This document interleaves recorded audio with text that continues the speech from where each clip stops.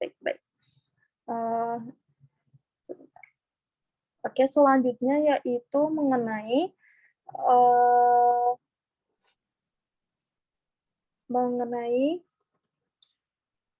the relationship between internet entrepreneurs, idea generation, and fosters generic strategies, atau hubungan antara internet entrepreneur, ide generasi, dan strategi generik.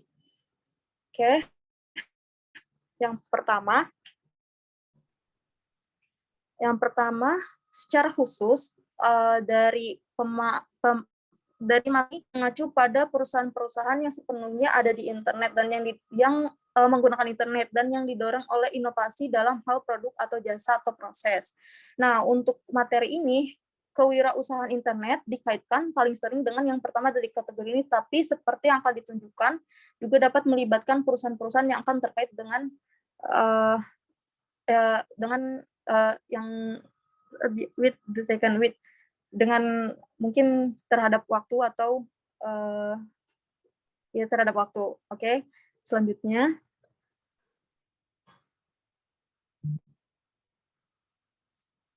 Ringkasan strategi usaha kecil,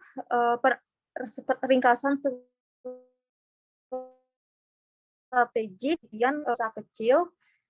Pada umumnya, penelitian yang menyelidiki strategi bisnis dan proses perencanaan telah terpusat pada aktivitas perusahaan besar. Itu menurut Gorman dan Whelan and Hanger pada tahun 1999. Nah, dalam kasus usaha kecil ini, berbagai peneliti berpendapat bahwa perencanaan informal dan sama validnya dengan formal perencanaan jika pemilik atau manajer menunjukkan kesadaran strategis. Itu menurut Liles, Bart, and Oris and Kuratko pada tahun 1993. Nah, kesadaran strategis ini jauh lebih diinginkan dan kemampuan penting untuk dimiliki daripada rencana bisnis formalnya. Nah, selain itu, adapun yang dikatakan sebagai perspektif ortodoks. Nah, perspektif ortodoks ini merupakan perumusan strategi yang berlaku bahwa untuk mempertahankan kinerja, organisasi membuat perubahan yang bertujuan secara logis dan rasional. Struktur mereka yang menyebabkan mereka menjadi lebih selaras dari waktu ke waktu dengan lingkungan mereka. Oke. Nah, selanjutnya, lingkungan the internet environment atau lingkungan internet. Lingkungan internet ini didefinisikan sebagai semua kehadiran atau aktivitas atau kegiatan di dunia wide web atau internet dan berbagai teknologi internet yang mendukung aktivitas web seperti sebagai fasilitas pembayaran yang aman atau mungkin transaksi lainnya yang dianggap sebagai dalam aktivitas dalam web seperti itu. Nah, lingkungan internet ini sangat kompleks dan kompleksitas itu akan meningkat lebih jauh seiring volume pengguna dan identifikasi penggunaan itu untuk itu meningkat. Jadi banyaknya pengguna internet itu berbanding dan kompleksitas lingkungan internet itu berbanding lurus dengan banyaknya volume pengguna atau penggunaan internet itu sendiri begitu. Nah, lingkungan internet ini dengan demikian dapat digambarkan sebagai berbasis perubahan dan cepat dalam hal penciptaan peluang dan perubahan pasar. Jadi bisa dikatakan bahwa internet ini bisa dijadikan sebagai media atau fasilitas dalam menciptakan peluang dan perubahan pasar seperti itu. Oke, boleh di next. Nah, ini berikut adalah gambaran atau sebuah ruang lingkup dari lingkungan internet, yaitu di mana gejolak di pasar tampak seperti keadaan normal dan bisnis lingkungan berada dalam flux konstan gitu. Ada beberapa opportunities di dalam lingkungan bisnis. Oke, boleh di next. Nah, selanjutnya itu adalah idea generation for business internet use atau pembuatan ide untuk penggunaan internet bisnis. Nah, di sini bisa dilihat bahwa diagram 2 ini mengilustrasikan bagaimana pengusaha terjun ke dalam dalam lingkungan bisnis, yaitu dalam lingkungan bisnis internet dan membawa pengalaman dan antusiasmenya ke pasar untuk mengembangkan sesuatu yang baru. Jadi dapat dikatakan bahwa bagaimana seorang pengusaha dapat melakukan eksplorasi, melakukan terjun ke dalam lingkungan bisnis internet itu dengan berdasarkan pengalaman dan antusiasmenya di dalam lingkungan bisnis untuk mengembangkan sesuatu yang baru. Oke, boleh di next. Selanjutnya yaitu Internet Startup Strategies atau strategi memulai internet. Nah, strategi bisnis tradisional ini umumnya melibatkan beberapa tahap, yaitu dengan kata lain mendefinisikan tujuan, menilai lingkungan eksternal, melakukan penilaian internal lingkungan, mengidentifikasi kesenjangan, kemudian mengembangkan rencana strategis, dan yang terakhir itu mengimplementasikan rencana. Oke, boleh di next. Nah, berikut adalah postur strategic posture for internet firms atau postur strategi untuk perusahaan internet.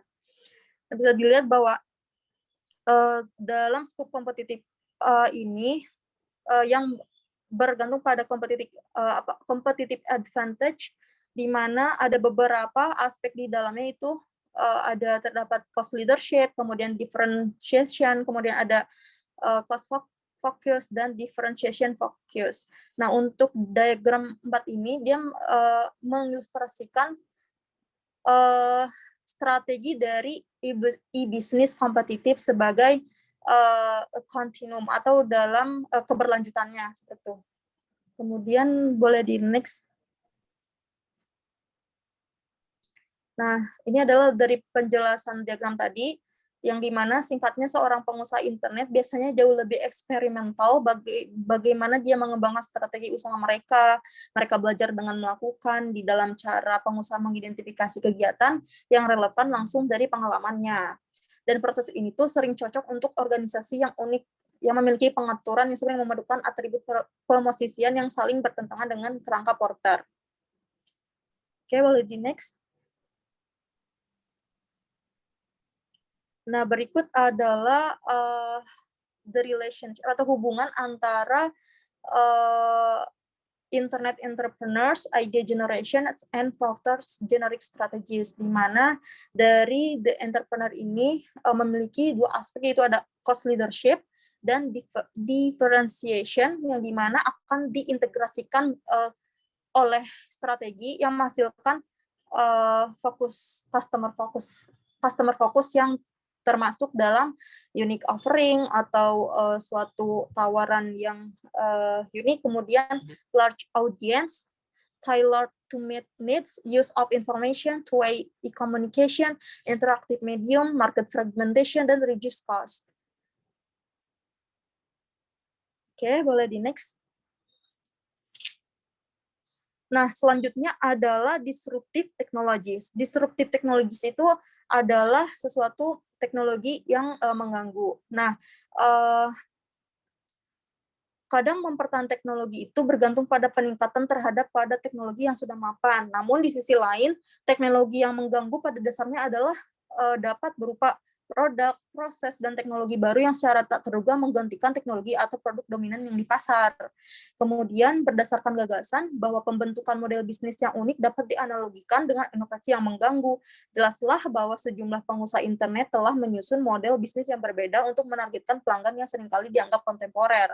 Nah, produk dan layanan terlalu mahal atau terlalu rumit, yang kadang dapat diprediksi mengganggu, biasanya dikaitkan dengan startup kecil atau spin-off independen dari perusahaan besar yang tidak berpengaruh dengan hambatan kelembagaan untuk kreativitas. Boleh di next? Di next lagi. Nah, ini adalah Spot Runner. Spot Runner ini adalah sebuah biro iklan murni berbasis internet yang menargetkan perusahaan kecil yang umumnya tidak mampu memasang iklan di televisi. Nah, kemudian iklan Spot Runner ini merupakan iklan televisi secara historis, sebagian besar hanya digunakan oleh sebagian sebagian besar hanya digunakan oleh beberapa perusahaan gitu. Namun hanya dengan membayar sebesar 500 US dollar. Nah, Spot Runner ini dapat melakukan sebuah kampanye iklan komprehensif untuk klien dalam waktu kurang dari seminggu. Nah, jadi mereka itu menawarkan sebuah iklan yang low budget lah gitu. Kemudian, namun demikian dari ancaman dari runner spot ini yaitu klien corporate besar itu akan tertarik untuk menggunakan layanan perusahaan seperti Spot Runner di masa mendatang karena dampak dan jangkauan iklan televisi nasional menurun seiring konsumen semakin memilih sumber berita dan hiburan lain, terutama dewasa.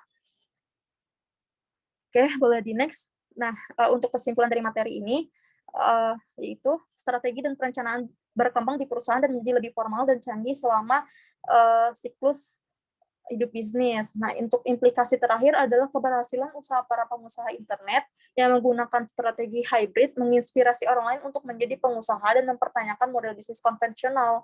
Jadi secara singkatnya, jika seorang pengusaha yang bijaksana dan terbuka membiarkan gagasan aslinya tentang strategi murni ini diubah sesuai dengan reaksi pasar, maka mereka lebih mungkin untuk mendapatkan wawasan tentang menemukan peluang menarik untuk menyampaikan operasi bisnis dengan cara yang unik, dengan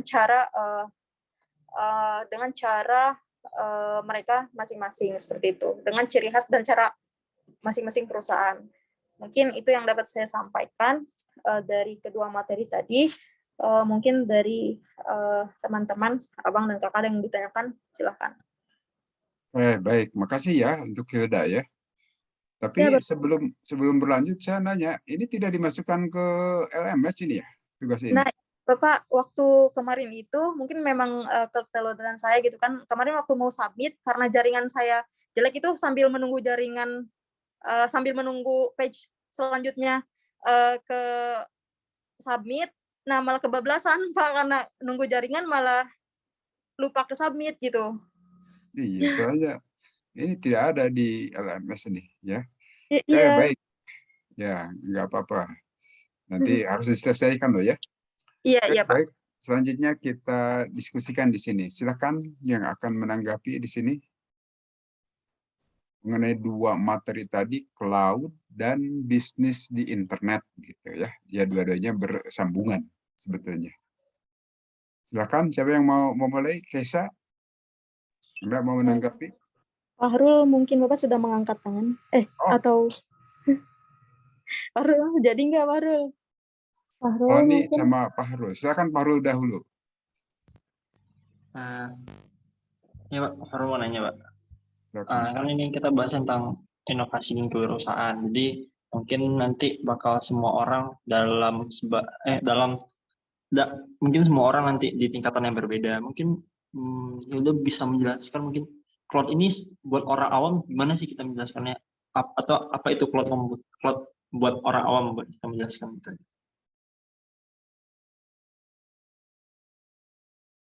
Oke, itu silakan Hilda. Bagaimana menjelaskan cloud kepada orang awam?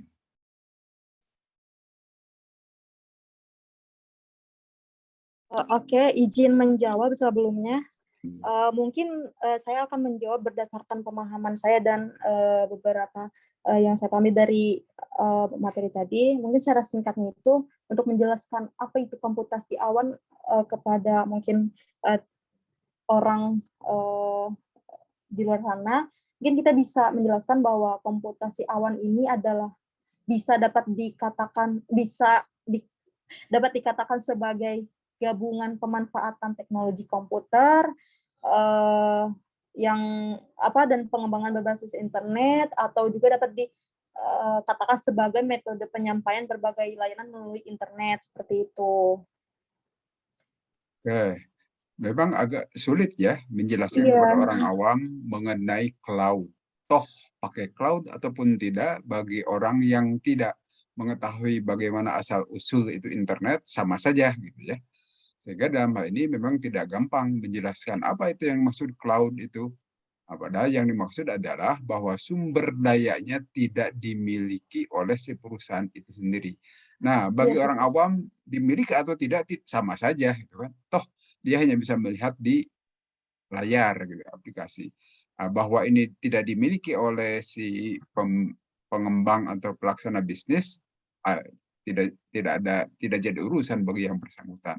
Sehingga dalam hal ini memang bagi orang kebanyakan mengenai cloud itu nampaknya tidak terlalu penting untuk dijelaskan.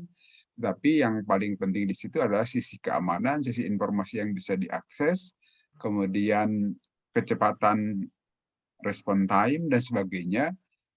Sedangkan bagaimana teknologi itu diselenggarakan itulah bisa dijawab oleh apakah pakai cloud atau menggunakan atau memakai sumber daya sendiri. Tetapi hal ini tidak terlalu penting nampaknya bagi orang-orang kebanyakan, kelihatannya begitu ya.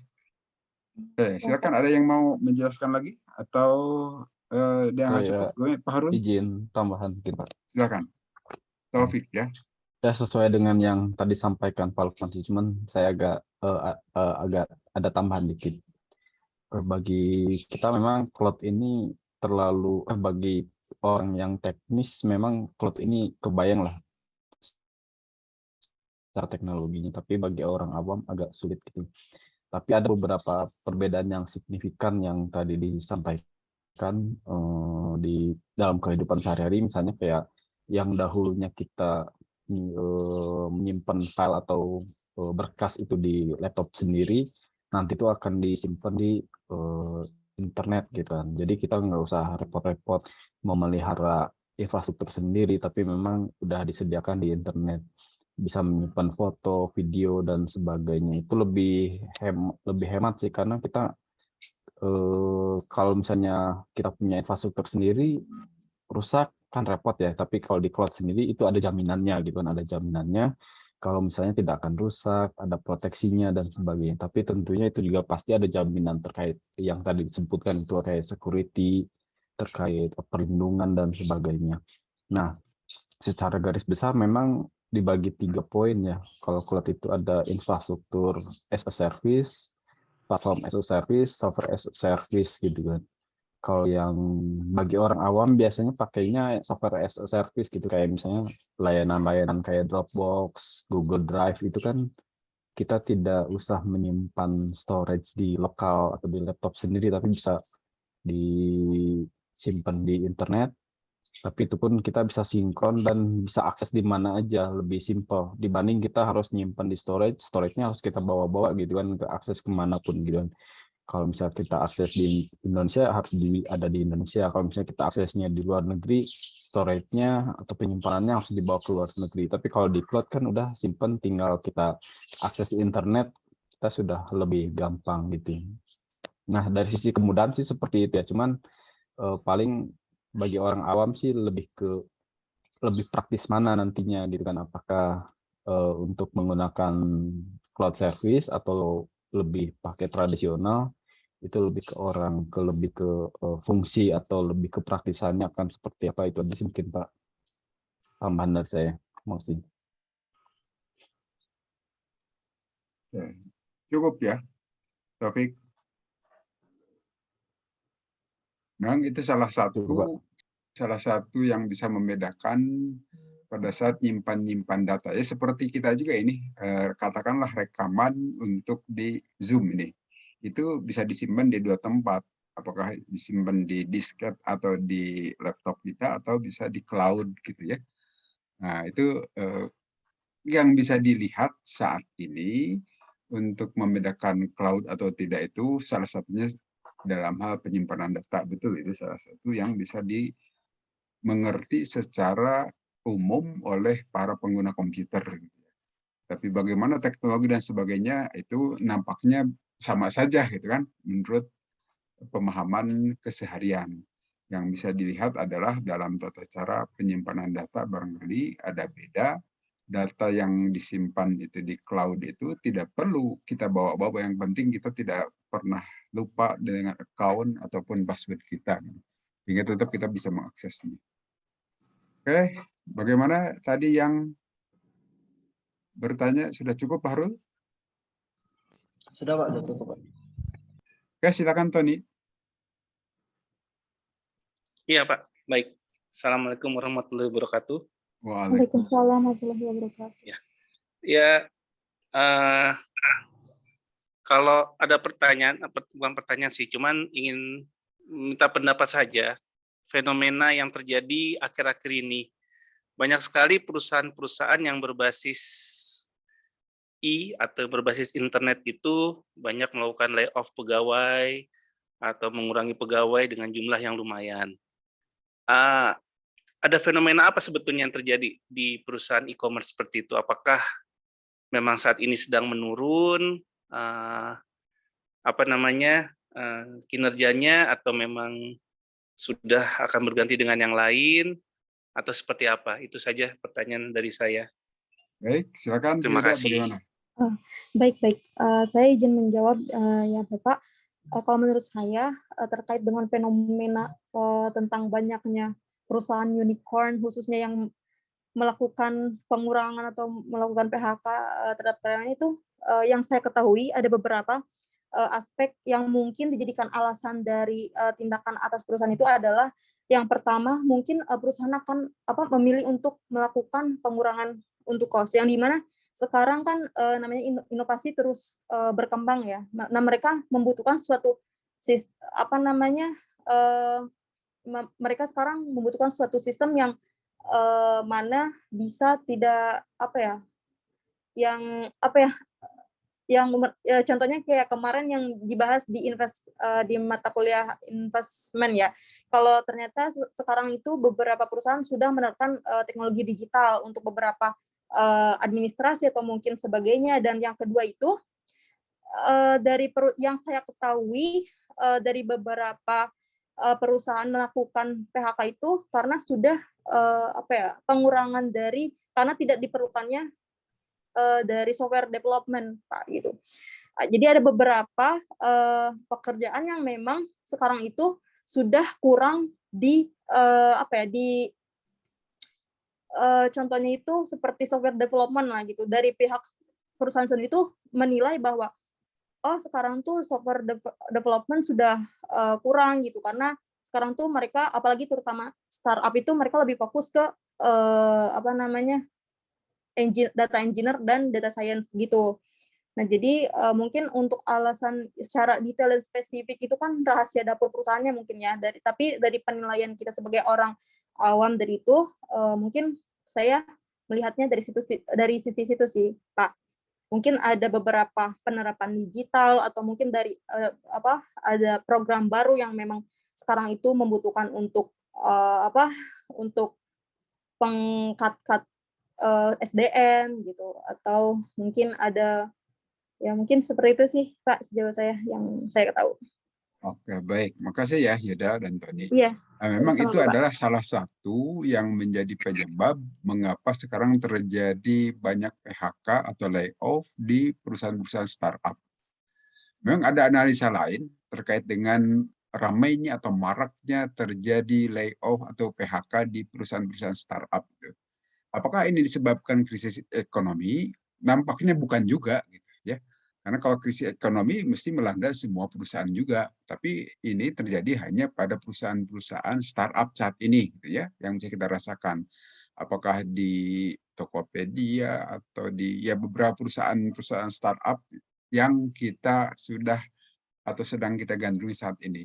Nah, ada analisa bahwa penyebab terjadinya layoff di sejumlah perusahaan startup itu adalah persoalan kesehatan manajemen, gitu.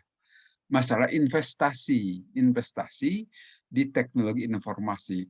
Nah, investasi yang dilakukan oleh perusahaan-perusahaan startup itu umumnya bersumber dari para investor, gitu. Bukan dari bank.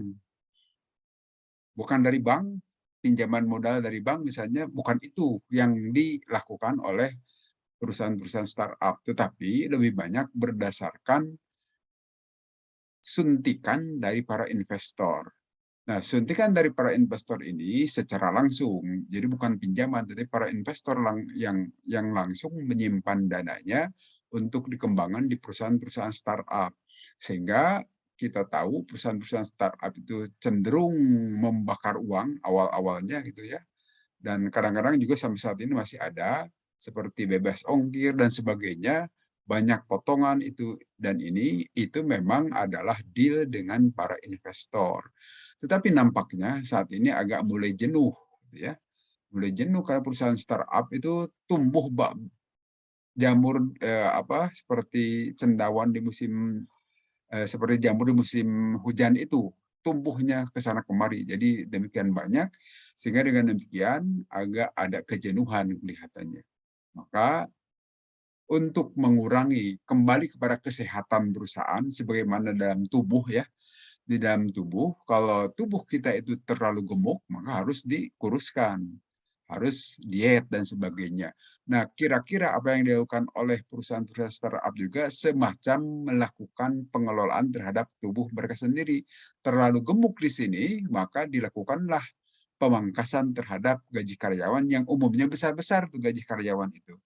Nah, salah satu caranya yaitu dilakukan PHK terhadap para karyawan dalam hal-hal tertentu, walaupun mereka juga tetap masih memelihara di sejumlah kegiatan yang lain. Tapi dalam kegiatan-kegiatan yang tidak inti atau kegiatan yang hanya menguras tenaga dan menguras investasi, itu mulai dilakukan perampingan-perampingan melalui PHK tersebut. Sehingga mulailah marak saat ini terjadi PHK. Jadi persoalannya bukan terletak pada karena terjadi resesi ekonomi. Walaupun tahun 2023 direncanakan akan terjadi resesi ekonomi gitu kan. Tapi yang terjadi saat ini bukan tahun 2022 itu belum terjadi resesi ekonomi, tetapi pemangkasan atau PHK tetap berjalan itu lebih disebabkan oleh kesehatan dari perusahaan-perusahaan itu sendiri yang kadang terlalu gemuk ataupun terlalu berlebihan sehingga akhirnya kegemukan susah bergerak. Supaya pergerakannya kembali seperti semula, lincah, maka harus dipangkas di sana-sini melalui program PHK. Kira-kira mungkin gitu secara makronya ya. Di samping tadi, secara teknisnya apa yang disampaikan Hilda juga saya kira bisa merupakan salah satu alasan. Gitu ya, Tony. Ada tanggapan? Silakan. Saya izin tambahin gitu, Pak. Silakan, silakan. Oh iya. Ya, secara makro udah dijelaskan sama Pak Lukman tadi. Saya agak nambahin. Kemarin juga sempat beberapa influencer yang mencoba mengkritisi situasi ini gitu kan. Yang salah satunya memang terkait investment itu gitu kan, dan memang udah mulai jenuh, terus belum balik modal sudah lama dan sebagainya gitu. Akhirnya mulai stop pendanaan sehingga dituntut untuk efisiensi perusahaan-perusahaan startup itu. Nah, cuman saya pengen balik lagi ngambil salah satu contoh lah mungkin yang kita tahu di berita itu, misalnya terkait Goto gitu kan. Goto itu dia melakukan PHK sekitar 1.000 karyawan gitu kan.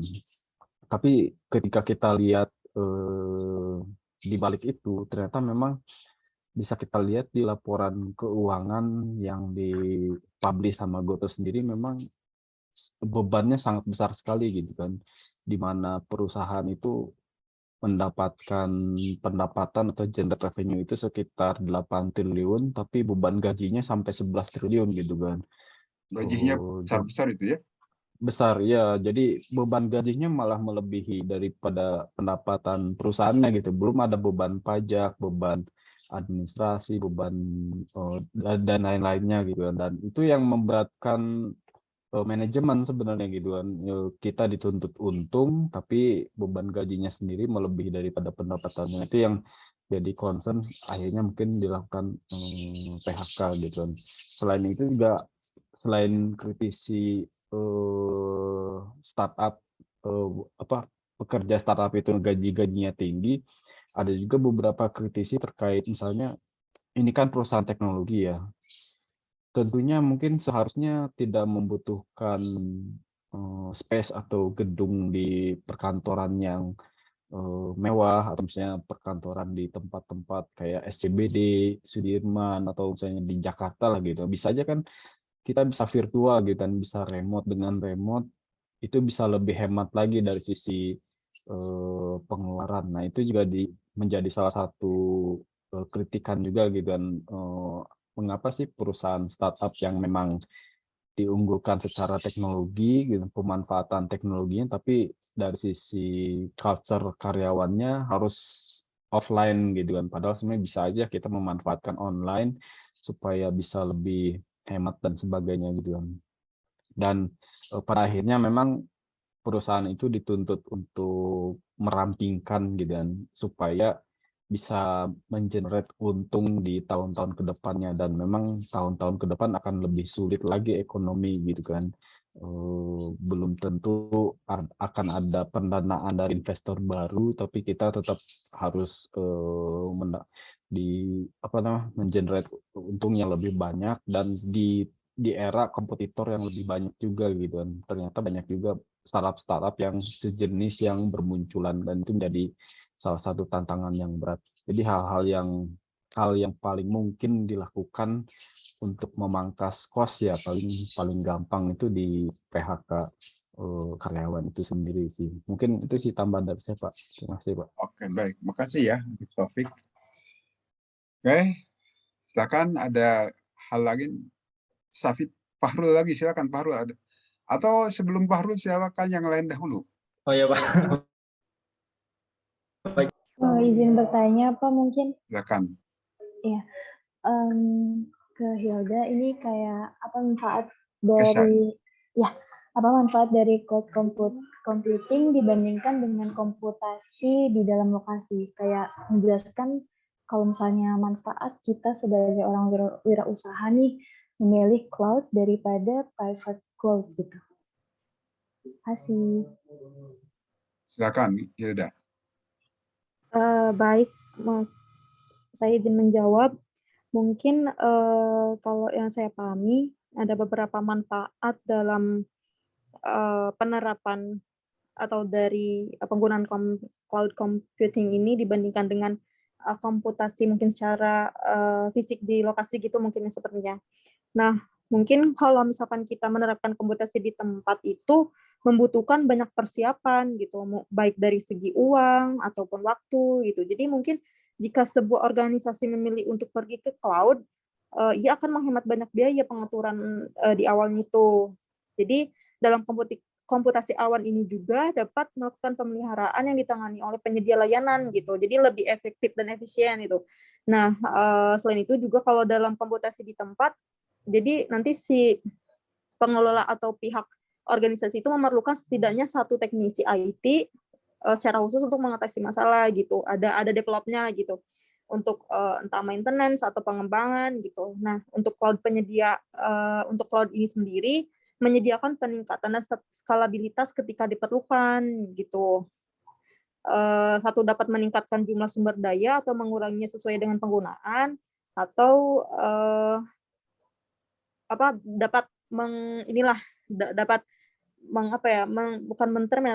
memangkas pembiayaan gitu. Sedangkan untuk komputasi di tempat itu di sisi lain akan membutuhkan pengadaan lebih banyak lagi dalam aspek perangkat keras gitu, dan perangkat lunaknya juga, dan pembelian ini kan bersifat permanen gitu. Jadi dapat menghemat uang sambil menyediakan fitur backup dan lain-lain. Seperti itu. Cukup, Kesa? Atau ada yang belum terjelaskan? Cukup, terima kasih Hilda. Ya. Rizky, Prima, silakan Rizky. Iya, mungkin mau melanjutkan pertanyaan dari Kesha tadi sebenarnya. Pengen tanya juga ke Hilda, kira-kira kekurangan cloud computing ini apa aja sih gitu? Dari tadi kan udah bicara kelebihannya, dan kapan waktu yang tepat untuk kita pakai cloud computing, dan kapan waktu yang tepat untuk kita tidak menggunakan cloud computing. Ya mungkin itu dari saya. Silakan Hilda.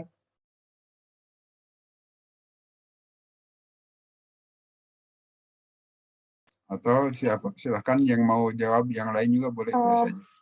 Ya, ini silakan. mungkin kalau dari saya itu karena belum terlalu untuk sisi kekurangan dari cloud computing itu saya belum terlalu tahu lebih jauh gitu. Mungkin sedikit yang saya ketahui dari kekurangan cloud computing ini adalah karena mengakses internet gitu kan. Jadi kadang internet kan ada stabil dan tidak stabil yang dapat diakibatkan oleh mungkin cuaca atau mungkin dari lokasi atau letak yang tidak strategis gitu. Nah, dari situ karena cloud itu kan sebuah penyimpanan data ya, data itu aset penting gitu. Nah, untuk kalau misalkan internetnya kita nggak bisa akses atau dapat gangguan ya nanti kita akan kesulitan gitu mengakses data gitu. Selain itu juga mungkin memiliki kontrol yang terbatas gitu terhadap kendali atau fungsi dari pelaksanaan layanan dalam infrastruktur cloud itu sendiri gitu. Kalau tentang kapan kita menggunakan itu saya belum paham, Pak. Oke, Mungkin ada dari yang mau teman-teman bisa membantu. silakan yang lain mau bantu menjawab. Juan Maulana, Anda bisa menjelaskan?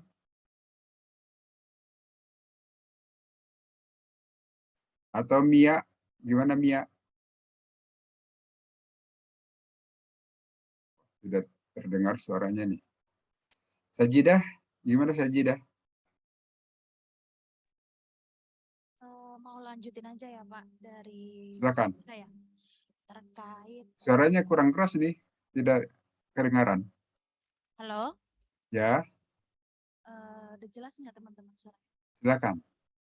Iya, mau lanjutin aja dari penjelasannya tentang kekurangan dari cloud ya. Mungkin kalau cloud itu Di tempat saya kurang begitu keras ya suara Sajidah. Apa yang lain? Sama Pak. Sama, Sama, Pak. kurang keras juga. Kurang keras, Kak. Ya Pak, kurang keras juga Agak nih. didekatkan ke itu, ke mikrofon. mau nambahin tentang kekurangan Ya. dari cloud. Udah jelas? Ya, sudah. Jadi kekurangan cloud itu kapasitasnya mungkin terbatas itu. Kalau kita mau upgrade dari kapasitas yang lebih bisa berbayar. Kalau yang biasa kita gunakan Google Drive, mungkin yang secara gratis kita cuma dapat 15 giga gitu ya. Atau bahkan kalau student itu kan dibatasin ya. Kita kalau nggak salah dari Telkom University ini sekitar 5 atau enggak cuman 2 giga gitu. Nah, kalau kita berbayar upgrade yang ke premium tuh yang berlangganan tiap bulannya ya yang agak keberatan gitu ya. Tapi kita bisa dapat sekitar 100 giga gitu kan. Banyak sebenarnya free pass dari penggunaan cloud ini kalau kita tahu ya. Ada dari Mega, ada dari Google. Kalau kita mau memanfaatkan dari segi fitur yang gratisnya itu jatuhnya kita jadi kayak tebar data gitu biar kita bisa maksimal melakukan backup data di beberapa storage cloud yang gratis gitu. Kalau kita mau fokus ke satu aja biar kalau tadi kan kata Pak Taufik biar kita bisa akses di mana-mana gitu. Ya udah kita pakai Google untuk upgrade-nya itu yang lebih ke PR gitu untuk biayanya. Itu dulu sih Pak. Sudah cukup, Rizky, kekurangannya di situ salah satunya jika Anda gratisan gitu ya. Tapi kalau nyewa ya tentu saja Anda bisa nambah sesuai dengan uang yang Anda siapkan untuk menyewanya. Tapi salah satu yang perlu diperhatikan juga adalah kekurangannya itu adalah soal sisi keamanan. Tentu saja pasti menjamin data-data yang ada dalam cloud itu harus aman. Penyelenggara mesti menjamin. Tetapi betulkah keamanan itu memenuhi kaidah-kaidah CIA, confidentiality, integrity, sama availability? Nah, bisa saja terjadi satu waktu lepas kontrol juga. Artinya pengendaliannya itu sepenuhnya berada di tangan para penyelenggara cloud computing, bukan di tangan pemilik perusahaan yang menggunakannya. Itu salah satu yang perlu ditimbang juga. Oke, silakan Juan. Ada yang mau disampaikan Juan? Mia, silakan. Juan Pak. Ya Juan, silakan Juan. Mungkin ini aja sih. Dari sekian banyaknya benefit yang ada dalam cloud computing itu untuk melakukan transisi dari suatu perusahaan dari yang sebelumnya belum menggunakan cloud computing dan ingin melakukan cloud computing itu apa aja yang diperlukan dalam transisi tersebut. Mungkin itu aja sih. Silakan, siapa yang mau jawab? Tidak lagi atau siapa yang lain?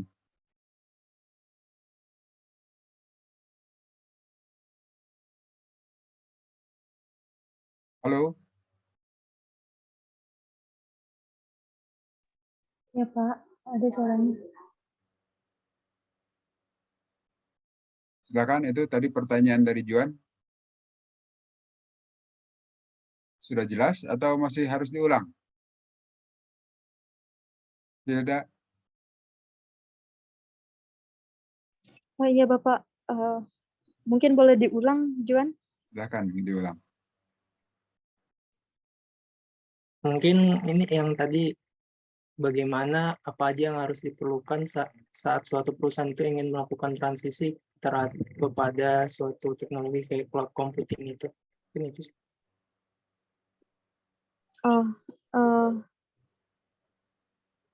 baik, baik. Mungkin saya izin menjawab. Silakan. Mohon maaf apabila ada kekeliruan. Nah, mungkin dari pertanyaan Juan itu bisa apa ya? Dari pihak perusahaan yang dapat memilih untuk beralih ke cloud melakukannya karena sejumlah alasan gitu. Mungkin bisa dari pemanfaatan fleksibilitas atau skalabilitas dan yang itu tadi yang kita sudah singgung ya dalam memanfaatkan pembiayaan gitu, penghematan biaya gitu. Nah, ditimbang terhadap permasalahan ketersediaan, penting untuk mengevaluasi gitu apakah cloud ini tepat untuk kita dari perspektif strategis dan operasional, apakah permintaan kita untuk TI ini bervariasi sepanjang tahun gitu. Apakah biaya TI ini akan mempengaruhi kemampuan untuk tumbuh sebagai bisnis? Nah, jadi itu harus diperhatikan gitu. Jika iya gitu, kalau misalkan dari beberapa aspek tadi diperlukan, maka kita tuh dapat mempertimbangkan opsi cloud yang dapat diskalakan dengan mudah gitu. Karena jadi perlu di-highlight untuk manfaat sendiri itu tadi mungkin bisa dalam segi fleksibilitas, skalabilitas dan penghematan biayanya begitu. Juan, cukup? Oke, terima kasih. Baik. Silakan Pak Sila, ada yang mau disampaikan Pak Sila? Pak, saya mau menambahkan. Oh, silakan, Mutiara. Oh iya, Mutiara. Selain hal untuk yang diperhatikan untuk migrasi ke cloud computing, selain biaya dan tujuan untuk migrasinya, ada hal lain yang perlu diperhatikan yaitu tentang keamanan dan tata kelolanya, Pak. Yeah. Nah, jadi apa perlu didefinisikan metode tata kelola apa yang perlu diperhatikan untuk migrasi dari proses dari yang computing biasa sampai ke cloud computing. Itu saja mungkin, Pak. Oke, itu tambahan dari Mutiara Rizka ya, terkait dengan cloud computing. Terima kasih banyak Kak Muti. Sama-sama. Oke, silakan Pak Sila, mau ada yang disampaikan? Mungkin saya mau bertanya, Pak. Ya, silakan. Untuk sekarang kan udah banyak penyedia layanan dari cloud computing. Nah, mungkin pertanyaan saya itu mungkin hal-hal apa aja yang perlu dipertimbangkan atau diperhatikan sama si perusahaan itu ketika mereka mau memulai untuk mencari penyedia layanan cloud computing. Mungkin seperti itu, Pak. Oke, silakan. Gimana Hilda? Kalau menurut saya tadi seperti yang sudah dibahas oleh Kak Muti itu salah satunya kita harus memperhatikan keamanan data gitu. Apalagi kan cloud atau komputasi awan itu kan yang disimpankan data-data itu. Nah, sedangkan data itu kan paling penting, aset paling penting dasar dari sebuah aset perusahaan gitu. Nah, hal-hal tersebut tuh keamanan data harus diperhatikan gitu. Kemudian di samping itu juga performa layanan gitu. Semakin baik performa dari